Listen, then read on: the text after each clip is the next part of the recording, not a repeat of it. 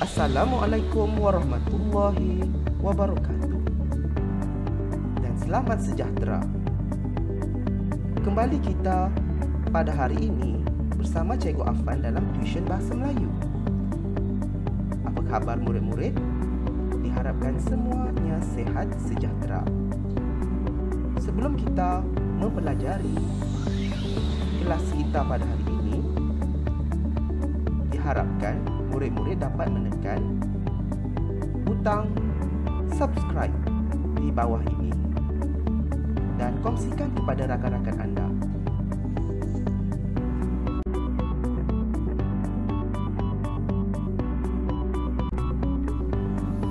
Berikut adalah biodata cikgu.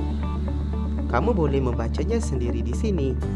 Sekiranya kamu ada sebarang masalah, silalah email ke alamat email cikgu yang telah cikgu tunjukkan ini.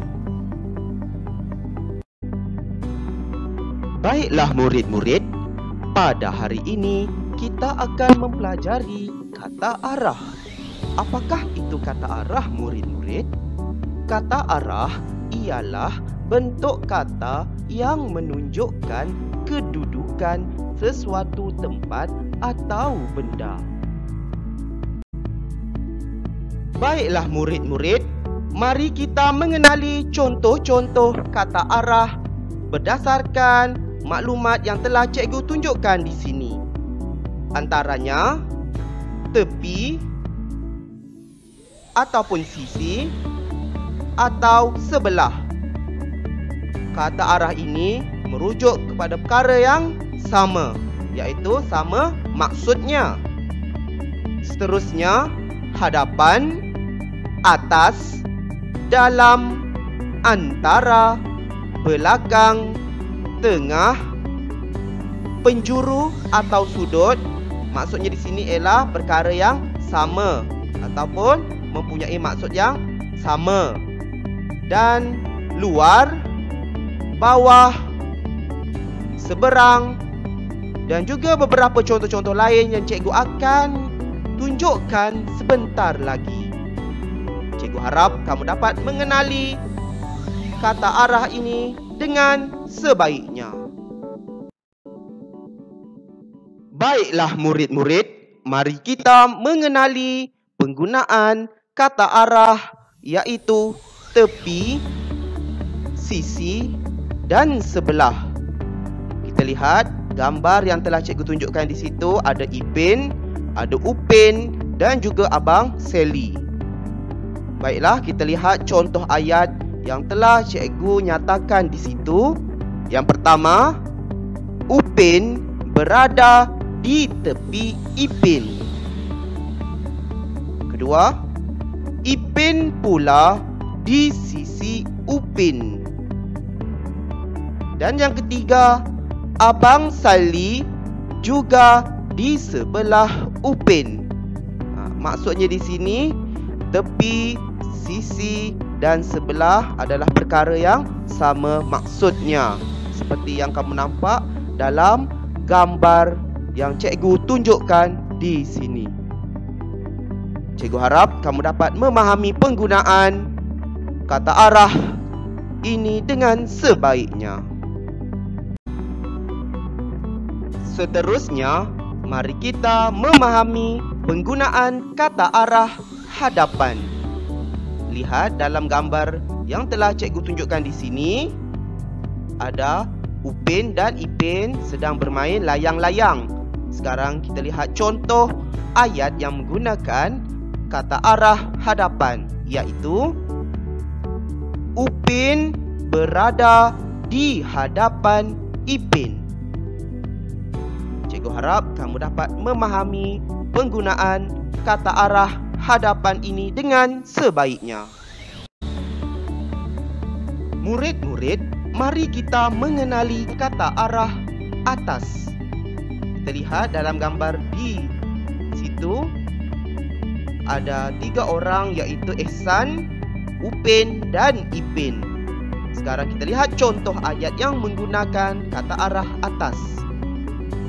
Ihsan, Upin dan Ipin duduk di atas papan. Cikgu harap kamu dapat memahami penggunaan kata arah atas ini dengan sebaiknya. Mari kita lihat penggunaan kata arah dalam pula. Dalam gambar itu ada Upin, Ipin dan Jarjit. Kita lihat contoh ayat yang menggunakan kata arah dalam, iaitu Upin, Ipin dan Jarjit duduk di dalam khemah. Cikgu harap kamu dapat memahami penggunaan kata arah dalam ini dengan sebaiknya. Seterusnya, mari kita memahami penggunaan kata arah antara.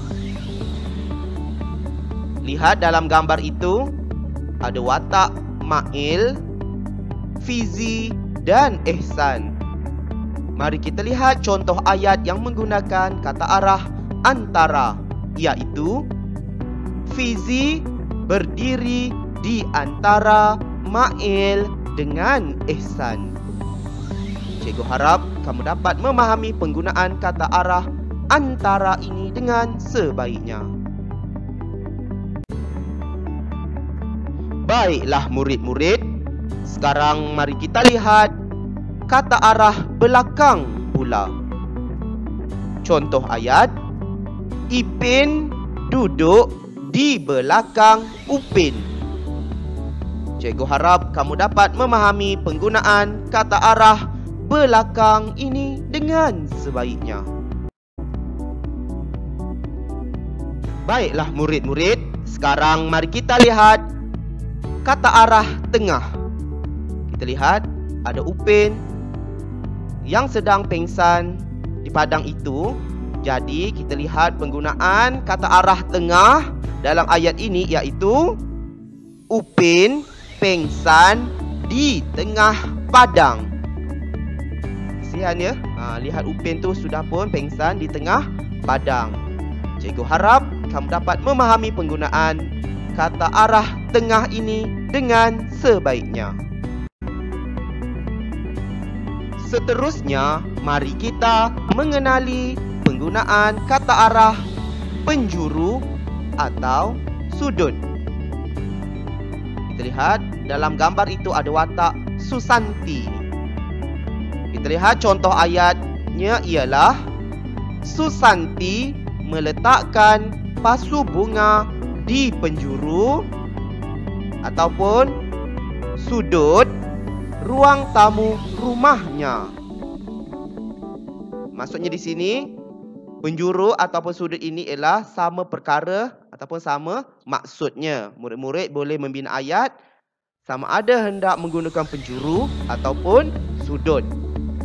Oleh itu, cikgu harap kamu dapat memahami penggunaan kata arah penjuru dan sudut ini dengan sebaiknya. Baiklah murid-murid, mari kita lihat kata arah luar pula. Dalam gambar itu ada watak Meme. Jadi contoh ayatnya iaitu Meme berada di luar rumahnya.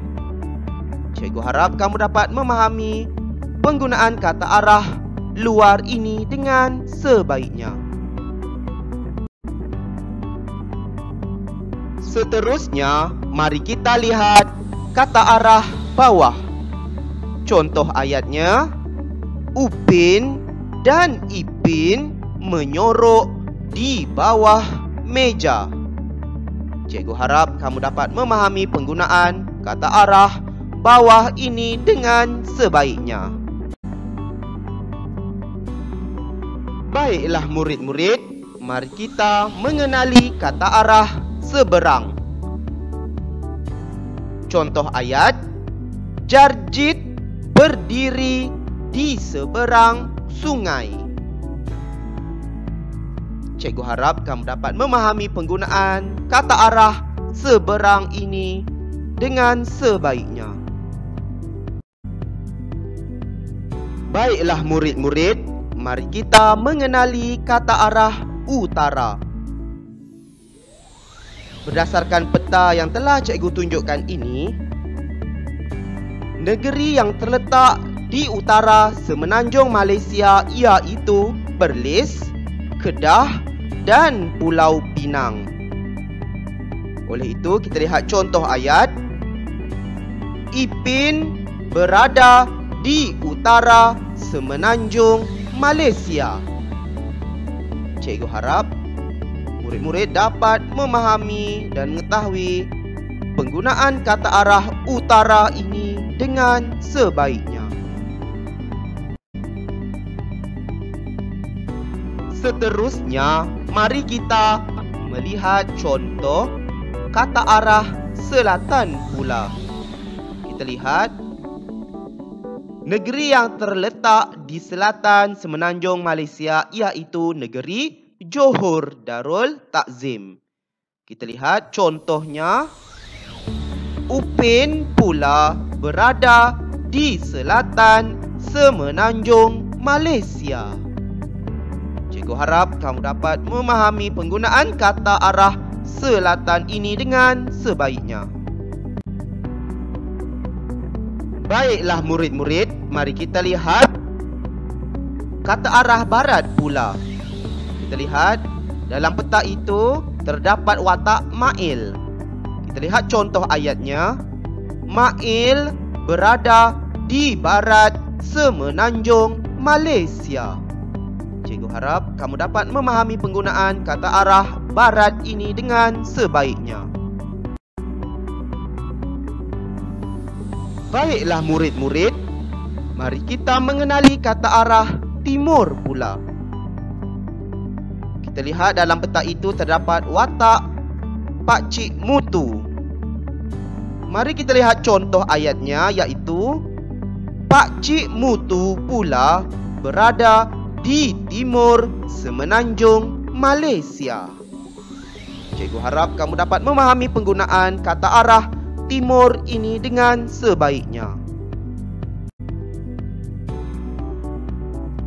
Sekarang, mari kita mengenali kata arah dasar pula.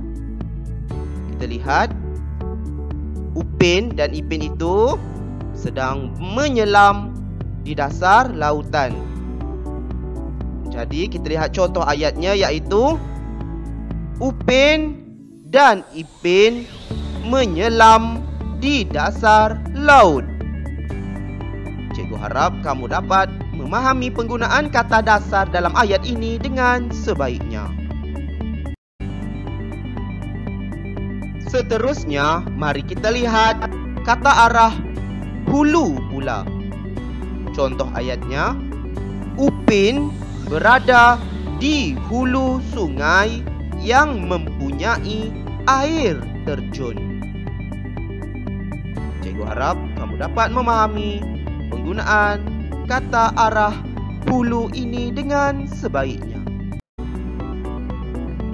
Baiklah murid-murid, sekarang kita lihat kata arah hilir pula. Contoh ayatnya, Ipin mahu berenang di hilir sungai itu. Cikgu harap kamu dapat memahami penggunaan kata arah hilir ini dengan sebaiknya dan dapat membezakan antara hulu dengan hilir. Seterusnya, mari kita memahami kata arah puncak. Kita lihat contoh ayatnya di situ. Ihsan dan Fizi berdiri di puncak gunung itu. Cikgu harap kamu dapat memahami penggunaan kata arah puncak ini dalam ayat dengan sebaiknya. Kini tiba masanya murid-murid menjawab soalan bagi menguji kefahaman murid-murid berdasarkan pembelajaran pada hari ini mengenai kata arah. Oleh itu, isikan tempat kosong di bawah dengan menggunakan kata arah yang sesuai. Selamat berjaya ya murid-murid. Nah, ini adalah jawapan berdasarkan soalan yang telah kamu jawab sebentar tadi. Adakah jawapan kamu semuanya betul? Tahniah cikgu ucapkan kepada murid yang menjawab soalan ini dengan betul. Kepada murid yang masih belum berjaya, sila ulang kaji dan mencuba soalan ini sekali lagi. Seterusnya, mari kita menjawab soalan aneka pilihan pula. Oleh itu, pilih jawapan yang betul. Cikgu harap kamu dapat menjawab soalan ini dengan betul. Selamat berjaya ya murid-murid. Baiklah murid-murid, sekarang mari kita semak jawapan soalan aneka pilihan sebentar tadi. Adakah jawapan kalian semuanya betul? Tahniah, kerana murid telah menjawab soalan ini dengan betul. Kepada murid yang masih belum berjaya, sila cuba lagi. Jangan putus asa ya.